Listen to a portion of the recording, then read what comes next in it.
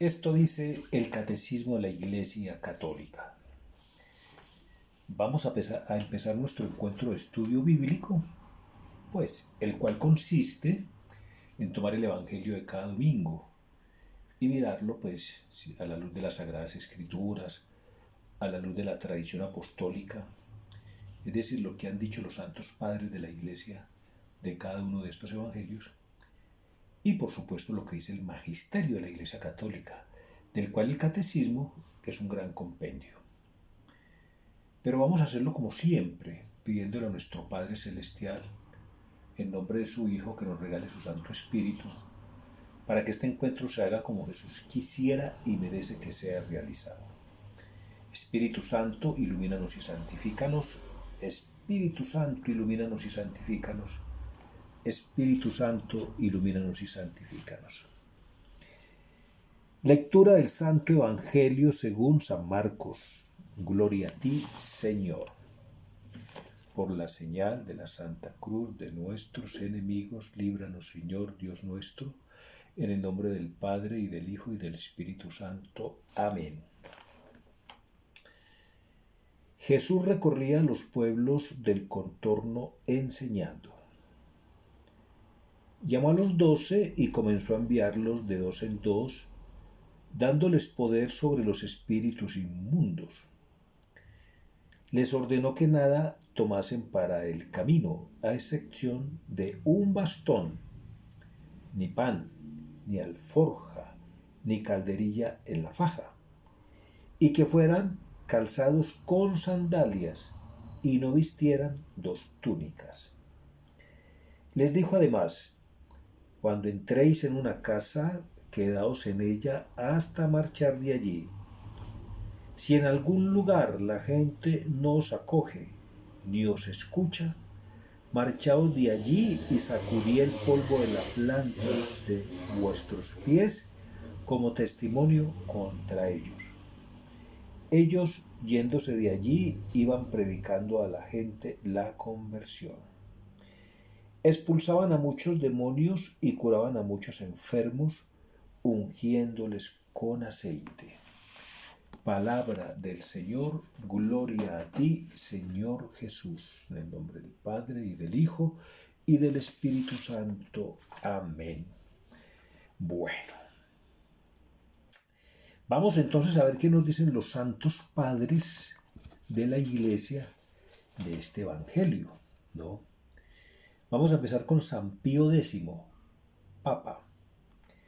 Encíclica El Supremo Apostolado, ¿no? Busquemos aquí entonces a San Pío. ¿Dónde está San Pío? Aquí está. San Pío X, Papa, encíclica El Supremo Apostolado, enviados por Cristo al mundo entero. Se está refiriendo al versículo 7, ¿cierto? Al primer versículo de este Evangelio, ¿no? Que dice así: llamó a los 12 y comenzó a enviarlos de dos en dos, dándoles poder sobre los espíritus inmundos, ¿no? Dice San Pío X: nadie puede poner otro fundamento que el que ya está puesto, Cristo Jesús. Primera de Corintios 3:11. Él, o sea Cristo, es el único a quien el Padre consagró y envió al mundo. Juan 10:36. Por eso es que Cristo dice: como el Padre me envió a mí, yo los envío a ustedes. ¿De acuerdo? Reflejo de su gloria, impronta de su ser. Ahora bien, ¿dónde se encuentra el camino que nos hace llegar a estar junto a Jesucristo? Está delante de nuestros ojos. Es la Iglesia, ¿no? San Juan Crisóstomo ya nos lo dijo, y con razón. La Iglesia es tu esperanza. La Iglesia es tu salvación. La Iglesia es tu refugio. Bien, eso es lo que nos dice San Pío X, Papa. Veamos ahora qué nos dice San Juan Pablo II, Papa también. Catequesis, audiencia general, 6 de septiembre del año 2000. Dice condiciones del seguimiento. Dice San Juan Pablo II respecto a este evangelio. El encuentro con Cristo cambia radicalmente la vida de una persona. La impulsa a la metanoia, ¿no? O conversión profunda de la mente y del corazón. Y establece una comunión de vida que se transforma en seguimiento, ¿no?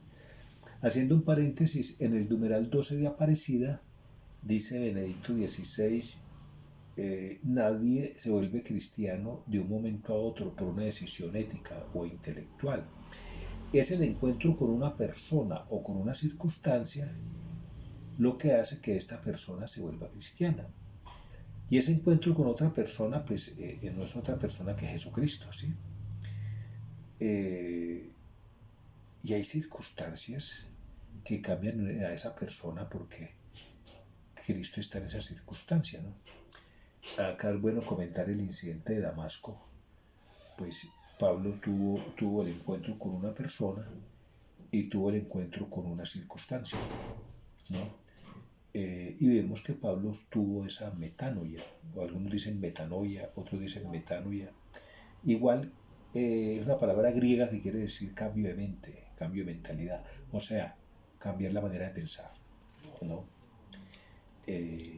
A veces nos preguntan cuál es tu Damasco, o sea, como Pablo se convirtió en camino a Damasco con ese incidente, a mucha gente le preguntan cuál es tu Damasco. Muchos dirán una enfermedad de un pariente, una situación económica o una fortuna inesperada, ¿cierto? Es un evento, independientemente que sea pues de nuestro agrado o que no sea de nuestro agrado, o el encuentro con una persona, ¿cierto? Entonces, repito, el encuentro con Cristo cambia radicalmente la vida de una persona, la impulsa a la metanoia o conversión profunda de la mente y del corazón y establece una comunión de vida que se transforma en seguimiento. En los evangelios el seguimiento se expresa con dos actitudes. Repito esa parte tan importante. En los evangelios el seguimiento se expresa con dos actitudes. La primera consiste en acompañar a Cristo. La segunda, en caminar detrás de Él, que guía siguiendo sus huellas y su dirección. Así nace la figura del discípulo, que se realiza de modos diferentes. Hay quienes siguen de manera genérica. Sí, hay quienes siguen de manera aún genérica y a menudo superficial, como las muchedumbres. Marcos 3, 7, 8, Mateo 8, 1, ¿no? Hay muchos pasajes del Evangelio donde dice que Jesús huyó de la muchedumbre, ¿no? Porque según San Juan Pablo II, son aquellos que siguen a Jesús, ¿no? De manera genérica y a menudo superficial. El caso de las muchedumbres, ¿cierto? Muchos mencionan a las mujeres que con su servicio concreto sostenían la misión de Jesús. Lucas 8:23. Algunos reciben una llamada específica por parte de Cristo y entre ellos una posición particular ocupan los 12 apóstoles, ¿cierto? Bueno, esto es lo que dicen los discípulos, los santos padres de la iglesia. Vamos a ver, me gusta mucho una homilía de Benedicto XVI, vamos a ver si está por aquí.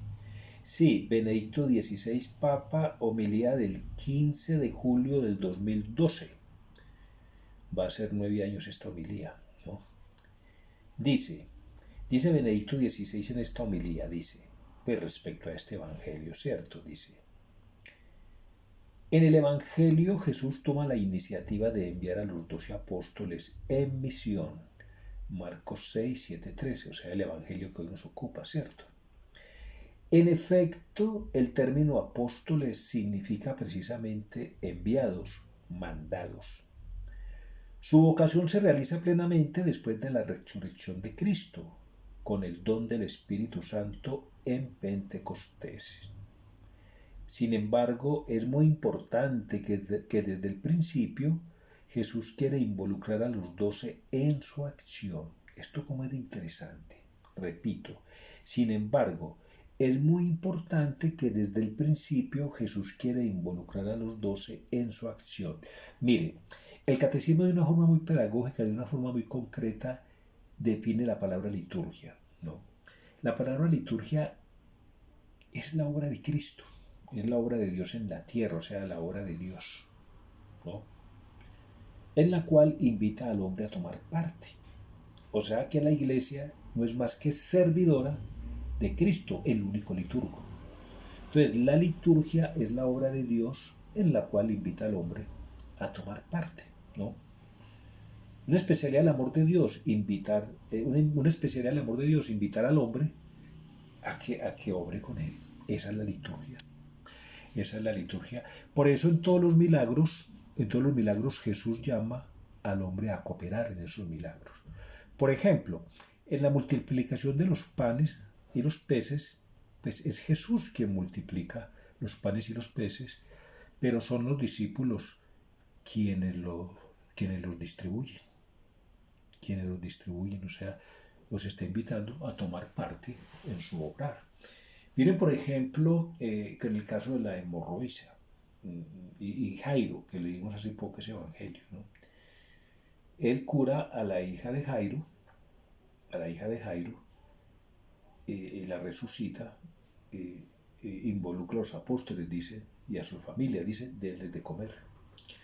Cuando resucita a Lázaro, él resucita a Lázaro, le dice, Lázaro, sal fuera, pero le dice a sus apóstoles, desatadlo. Esa es la liturgia, donde, entonces, ahorita, en este evangelio, de alguna manera nos está definiendo la liturgia también, ¿cierto? Porque mire que acá dice muy claro. A ver, se nos perdió Benedicto XVI. Vamos a buscarlo otra vez. A ver qué se me hizo Benedicto XVI. Juan Pablo II está por aquí. Ya. Que son muchas homilías que tenemos aquí, pero vamos a ver unas poquitas nomás. Bueno, Benedicto XVI dice, Jesús quiere involucrar a los 12 en su acción, o sea, quiere involucrar a su iglesia. En la liturgia, la iglesia es una servidora de Cristo, el único liturgo. Eso tiene que quedar muy claro. Es una especie de aprendizaje en vista de la gran responsabilidad que les espera. El hecho de que Jesús llame a algunos discípulos a colaborar directamente en su misión manifiesta un aspecto de su amor. Esto es, Él no desdeña la ayuda que otros hombres pueden dar a su obra. Conoce sus límites, sus debilidades, pero no los desprecia. Es más, les confiere la dignidad de ser sus enviados. Jesús los manda de dos en dos, como quien dice, en comunidad. Donde 2 o 3 se reúnen en mi nombre, allí estoy yo. Donde 2 o 3 se reúnen en mi nombre, no donde 2 o 3 se reúnen en nombre de un profeta, no donde 2 o 3 se reúnen en nombre de un maestro ascendido, no donde 2 o 3 se reúnen en nombre de la ecología, no donde 2 o 3 se reúnen en nombre de la hermandad, no donde 2 o 3 se reúnen en nombre de cualquier cosa, no. Es donde 2 o 3 se reúnen en el nombre de Jesús. Allá estoy yo. Por eso los manda de 2 en 2. Jesús los manda de 2 en 2 y les da instrucciones que el evangelista resume en pocas frases. Fueron muchas las instrucciones que Jesús les dio a los apóstoles al mandarlos, pero el evangelista Marcos las resume en pocas frases.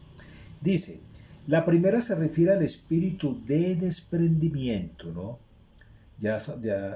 Bueno, los apóstoles no deben estar apegados al dinero ni a la comodidad.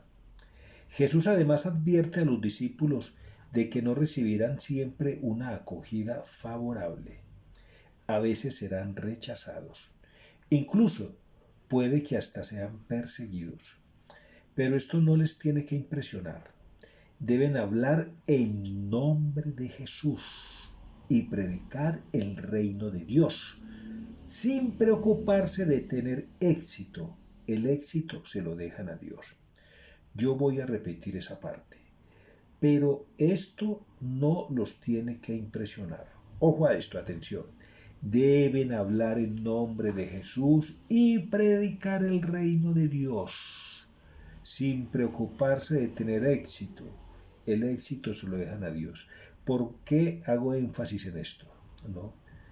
Porque los apóstoles predicaron lo que les mandó Jesús, porque Jesús dijo, yo no digo nada diferente a lo que el Padre me dijo que dijera.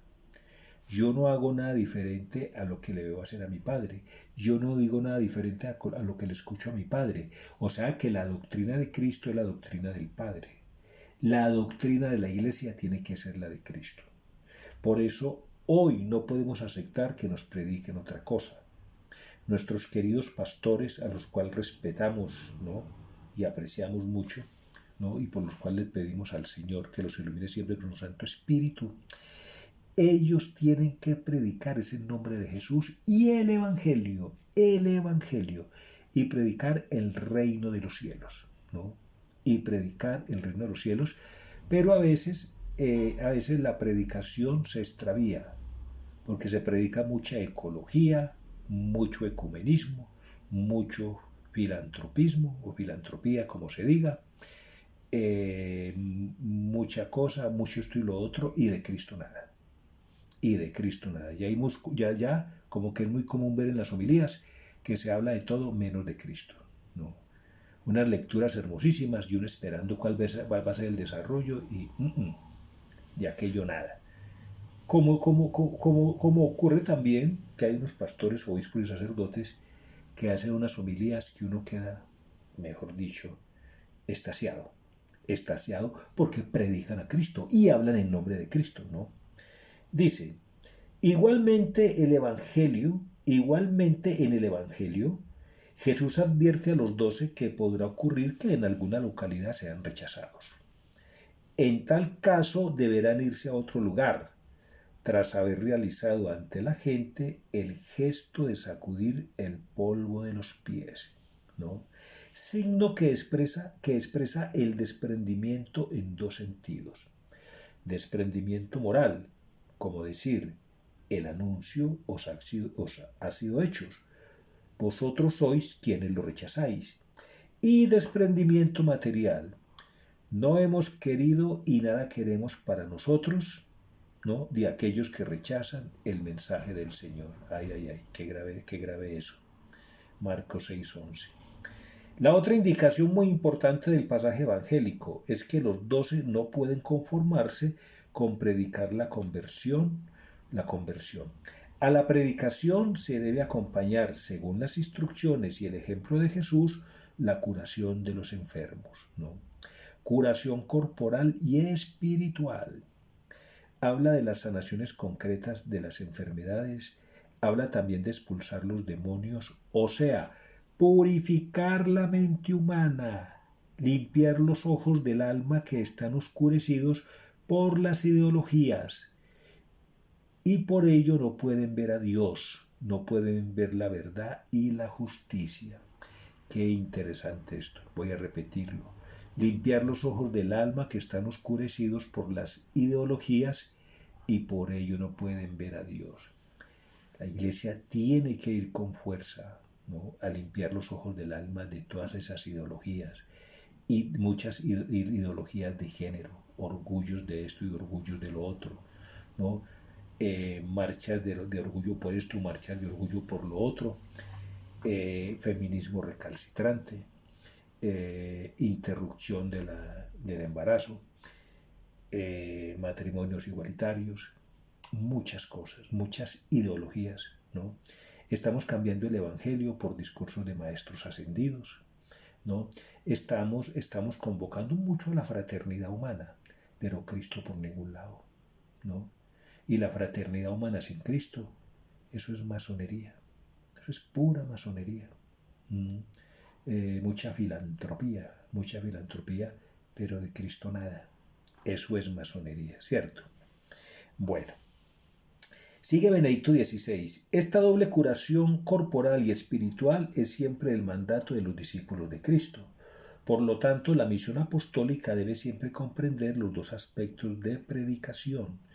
La palabra de Dios, ¿no? Y de manifestación de su bondad con gestos de caridad, de servicio y de entrega.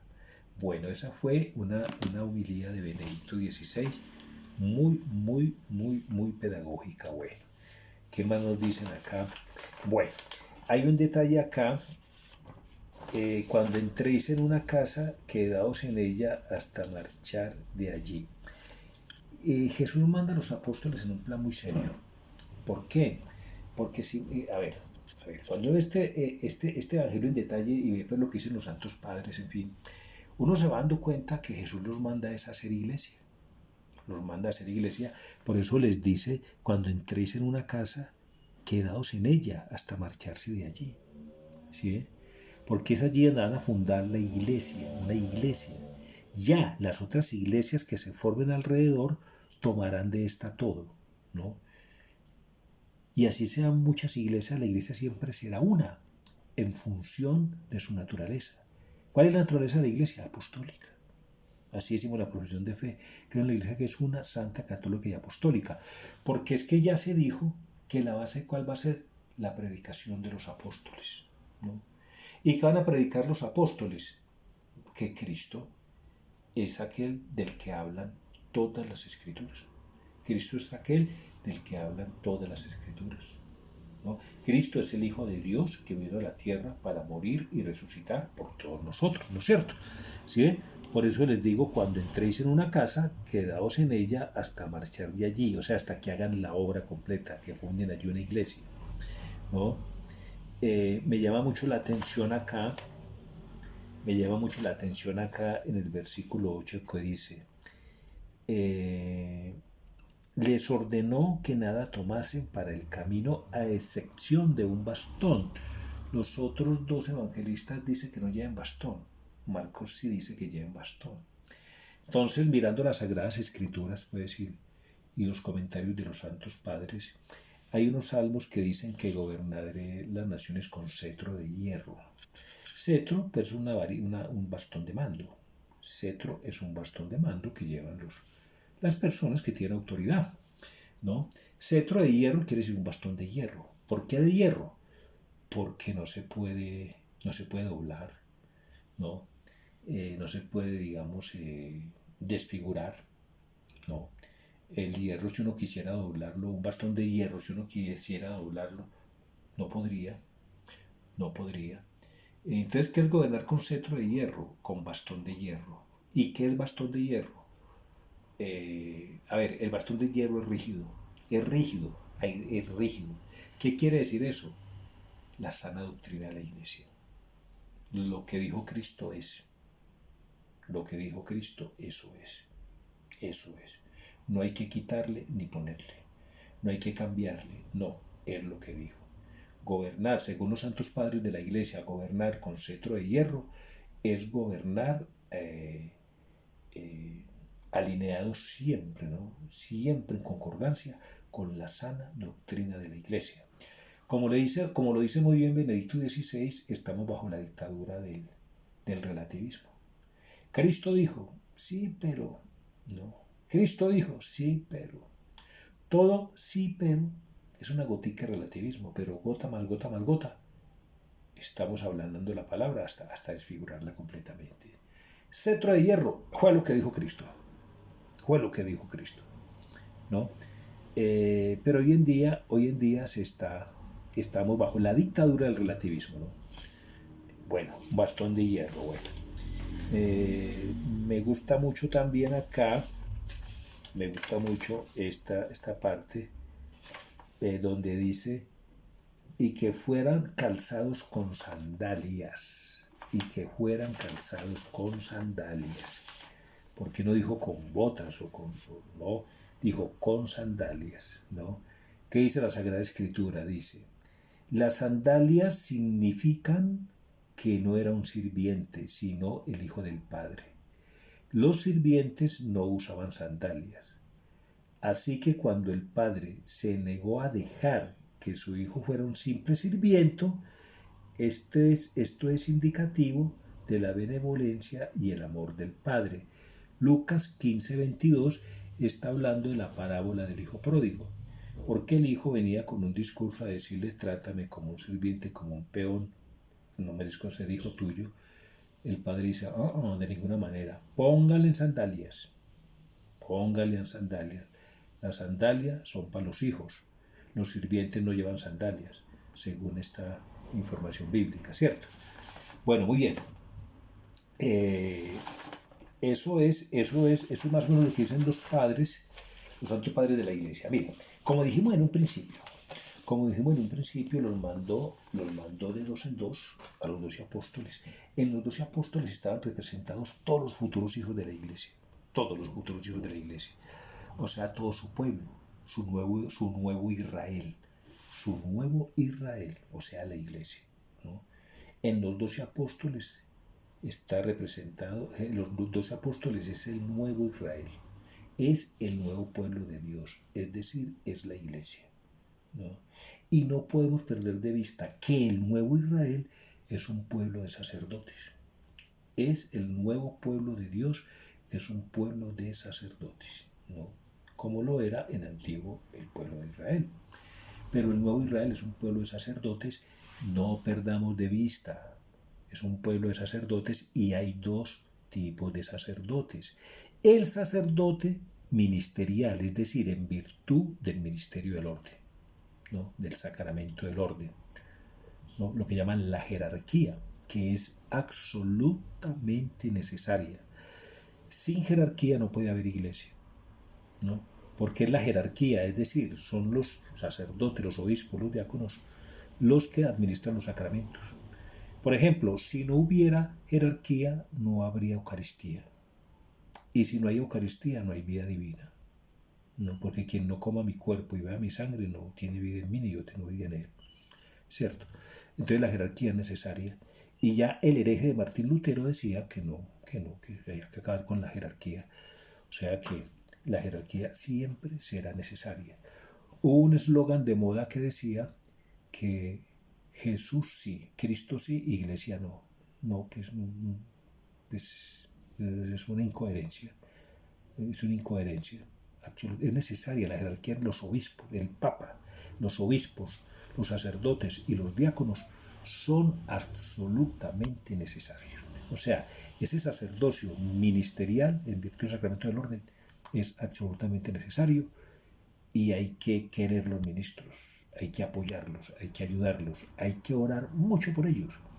Porque si algunas personas son atacadas por el maligno, por el demonio, son los ministros, son los diáconos, sacerdotes y obispos, y entre más estén arriba de la jerarquía, más atacados son, ¿cierto?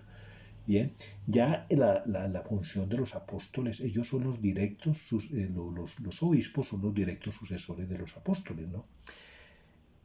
Con el obispo de Roma a la cabeza, que es el Papa, ¿cierto? El representante de Pedro, el sucesor de Pedro en la tierra. La función de los obispos tienen tres funciones muy claras: enseñar, gobernar y santificar. Son muy claras, ¿cierto? Los sacerdotes son colaboradores de los obispos. Los diáconos son colaboradores de los sacerdotes y de los obispos. Bueno, veamos el sacerdocio en virtud del bautismo.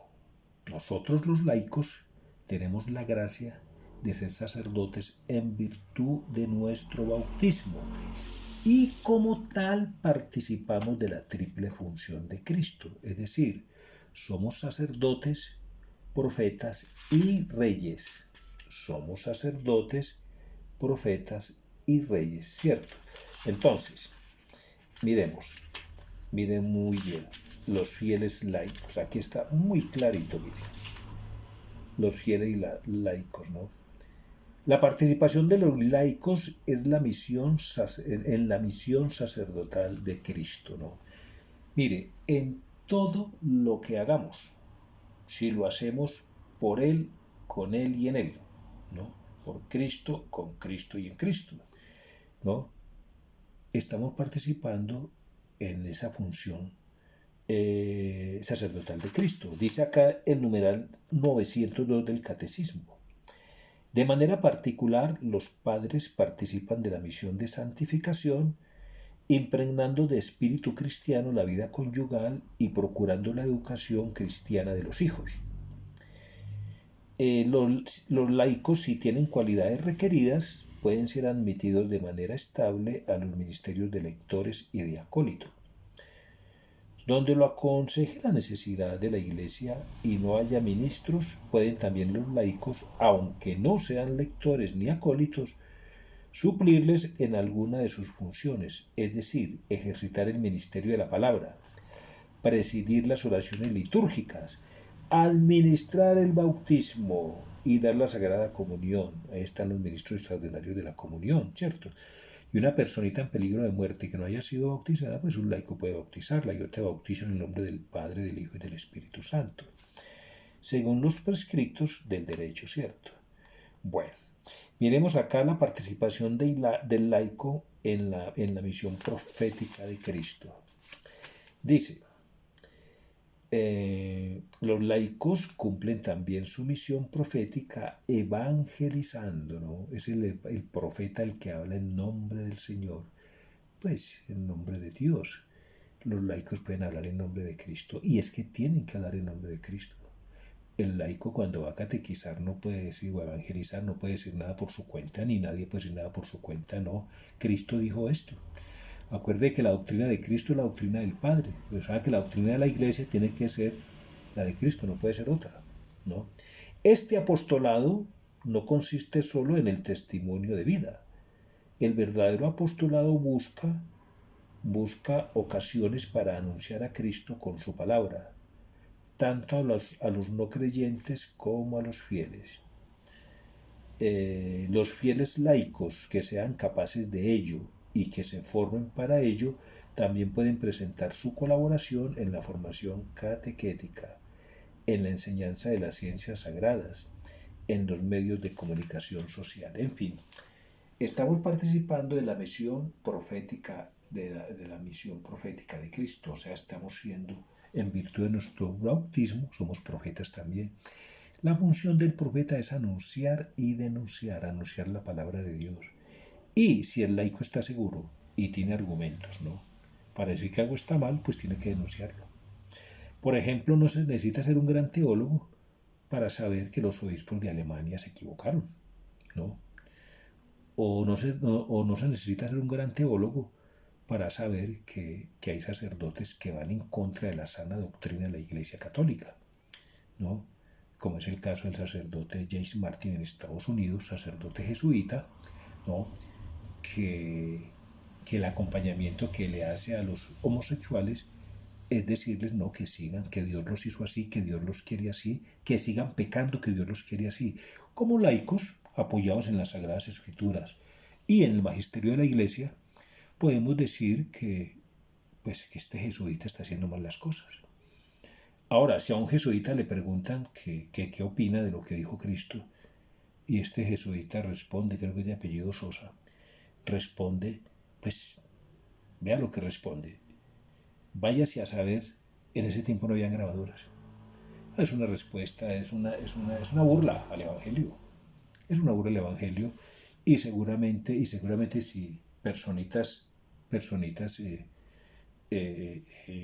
pues con problemas de fe van a escuchar esto, pues imagínense. Entonces el laico, cuando está seguro que algo está mal, debe denunciarlo. Sí, claro, pues profeta, anunciar y denunciar, sin faltarle el respeto a nadie, ¿no? Sin faltarle el respeto a nadie, sin insultar a nadie, sin levantar calumnias. No, tal pastor dijo esto, tal sacerdote, tal obispo dijo esto, y las Escrituras dicen todo lo contrario. El magisterio de la Iglesia dice esto, dice todo lo contrario, ¿de acuerdo? Muy bien, entonces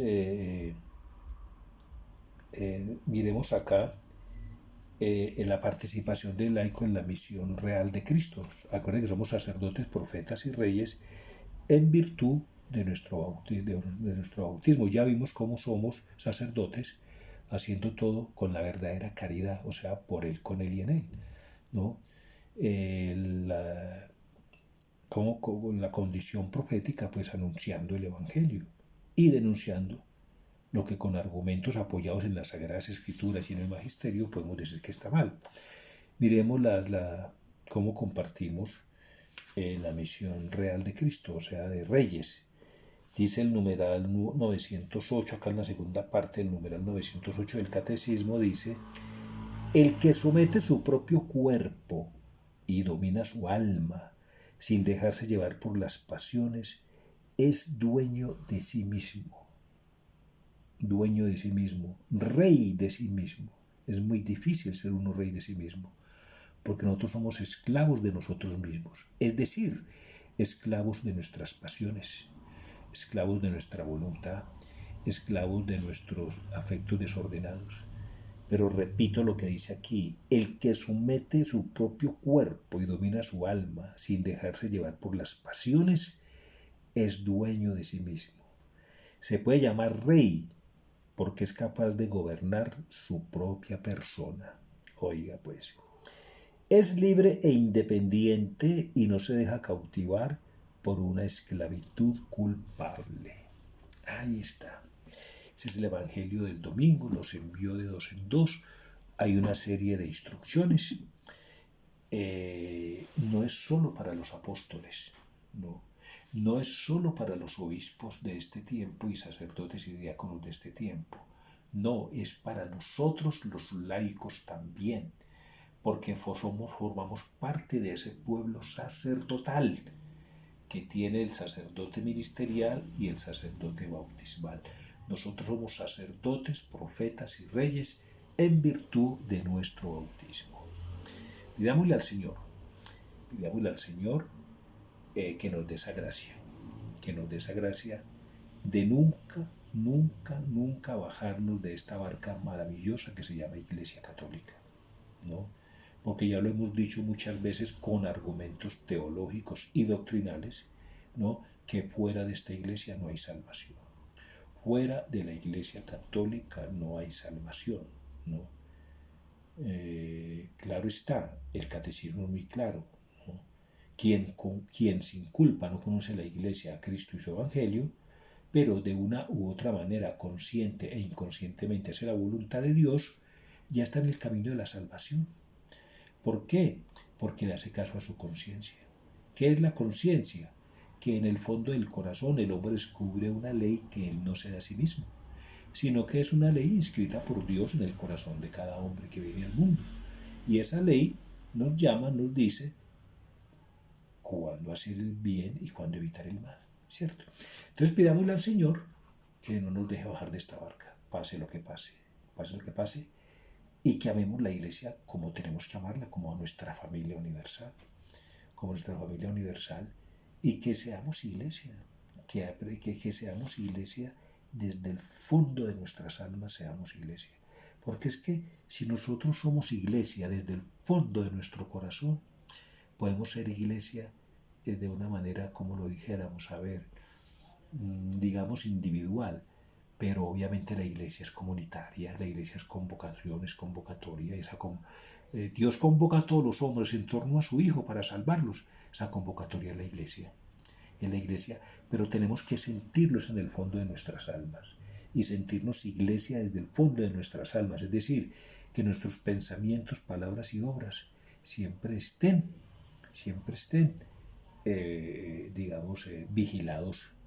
vigilados por Cristo, porque es que si a veces pensamos a espaldas de Cristo, empieza a fallar la cosa. Si a veces hablamos y no involucramos a Cristo en nuestro hablar, falla la cosa. Y si actuamos sin involucrar a Cristo, pues está fallando la cosa. Entonces, las tres fuentes del obrar son esas: pensamiento, palabra y obra. Pues tienen que estar siempre en modo de Cristo o en clave de Cristo, ¿cierto? Para ser iglesia, porque es que nosotros no podemos dejar de ser iglesia nunca. No, la iglesia no es el momentico que estamos en el templo en la Eucaristía, no, la iglesia es toda la vida, somos iglesia toda la vida, desde que nacemos hasta que nos morimos. ¿Sí ven? Entonces pidámosle al Señor que nos dé esa gracia de ser iglesia en todo tiempo y en todo lugar. Pero la iglesia que Jesús quisiera y merece que seamos. Gloria al Padre y al Hijo y al Espíritu Santo, como era en el principio, ahora y siempre, por los siglos de los siglos. Amén. Bueno, seguimos en pandemia, no olvidemos nuestra antífona. Protégeme, Señor, que me refugio en ti. Los tapabocas, los geles son necesarios y todo lo demás es necesario, ¿no? Pero necesitamos ese protocolo divino, esa protección divina, esa protección que viene de Dios. Si tenemos fe, la Eucaristía es más potente, mejor dicho, es la protección más potente que podemos encontrar en el cielo y en la tierra. La Eucaristía es la medicina más poderosa que podemos encontrar en el cielo y en la tierra, porque no puede ser posible que la Eucaristía, conteniendo el cuerpo precioso de nuestro Señor y la sangre preciosa de nuestro Señor, no puede ser posible que haya una medicina superior, no puede ser posible. Entonces, sin descuidar las medicinas de la tierra, no descuidemos la medicina eucarística, ¿no? Que es la medicina más potente en el cielo y en la tierra. Saludos a sus familias, Dios los bendiga.